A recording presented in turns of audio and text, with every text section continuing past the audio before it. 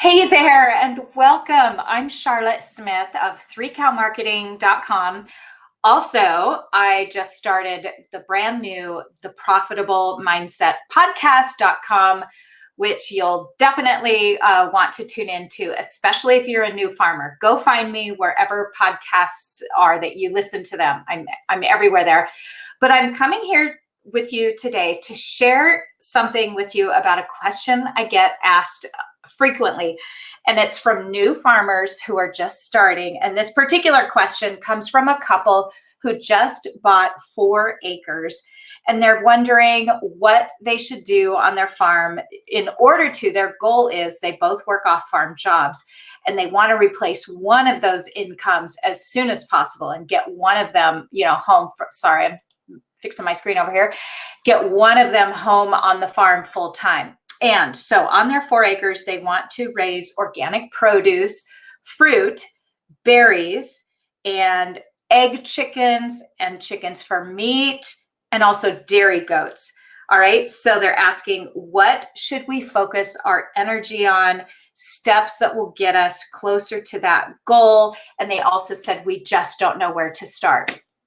So I want to share 2 mistakes with you that a lot of beginning farmers make, which if you don't make these 2 mistakes, you have a far more likelihood of being in business. I don't know if you know the statistics that I share a lot, and that is that 300 farmers go out of business every week in America, and you have about a 2% chance of making it in the farming industry.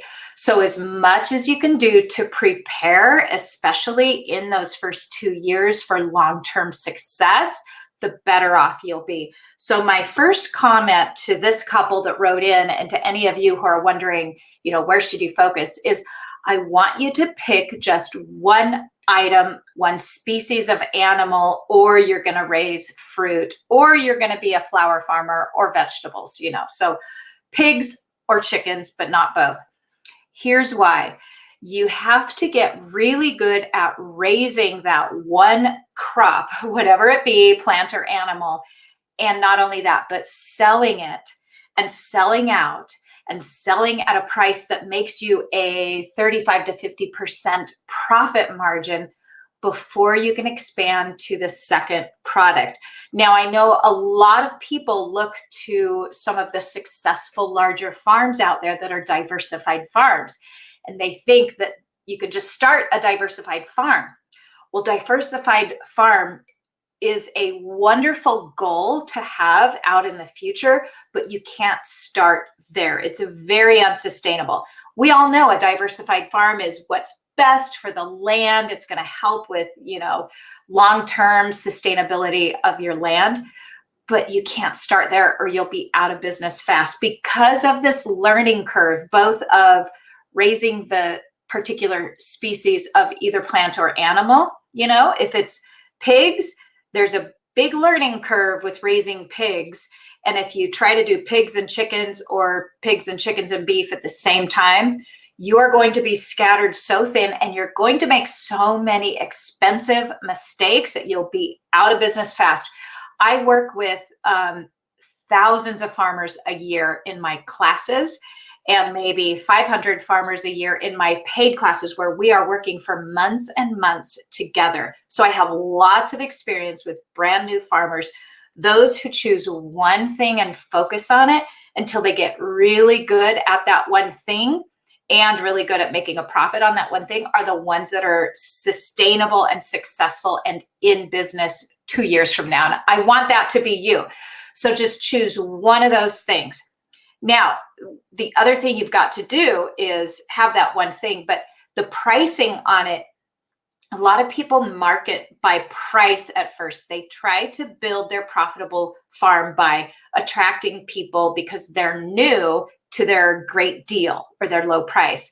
That is totally unsustainable. You won't be able to do that long term.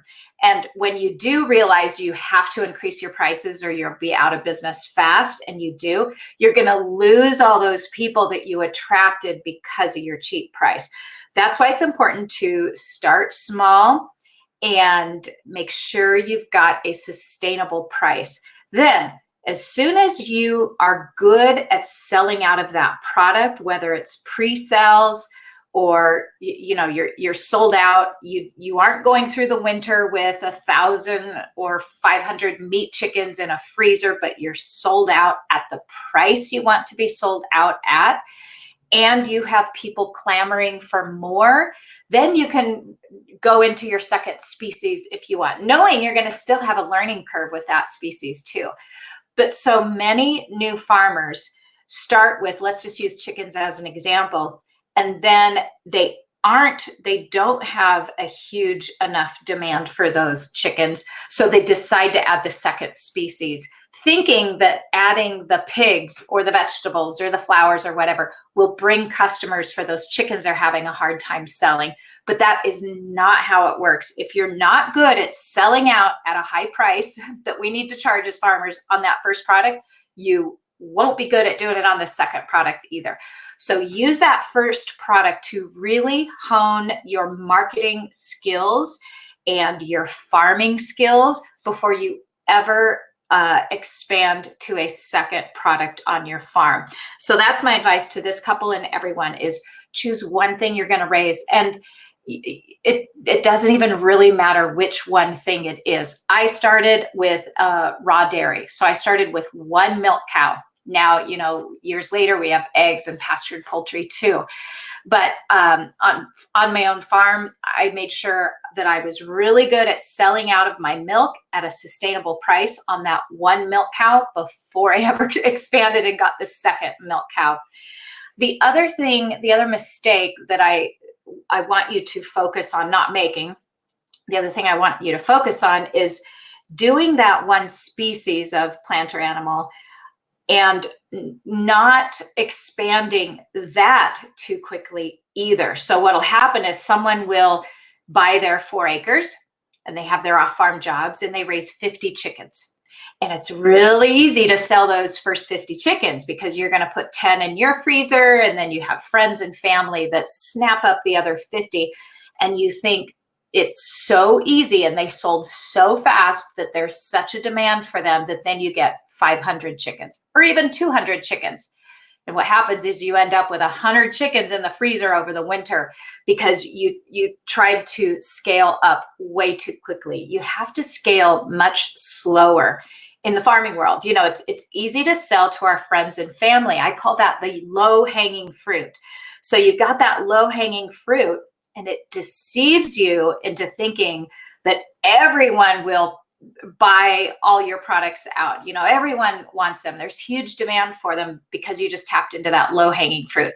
But that low-hanging fruit's unsustainable. That's only a very small fraction of our customers and potential customers. So that's what I have for you today. Where I want you to focus your efforts, especially if you're in the first couple years of farming, or even if you haven't started yet, choose one species, plant or animal, and then is it going to be meat chickens or egg chickens? It's even really difficult to be successful doing both at first. Focus on that one species until you have huge demand for it at a sustainable price with 35 to 50% profit margin before you either expand and raise more of them and then grow slowly, and before you add that second species. So get that species up to the number that you want to raise and the price you want to raise before you expand.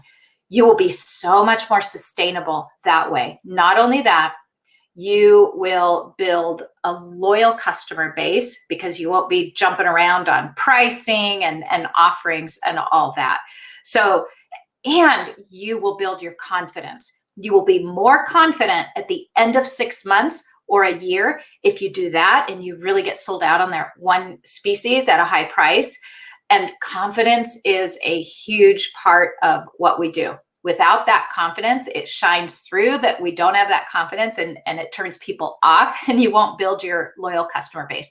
So do those 2 things and you are going to be successful. Again, you can reach out to me anytime. I'm at 3cowmarketing.com. And also I'll see you on the Profitable Mindset podcast. It's a brand new podcast here in 2019. Very excited to be there. All right, thanks and take care. I appreciate all of you out there, you brand new farmers. You got this. You can do this.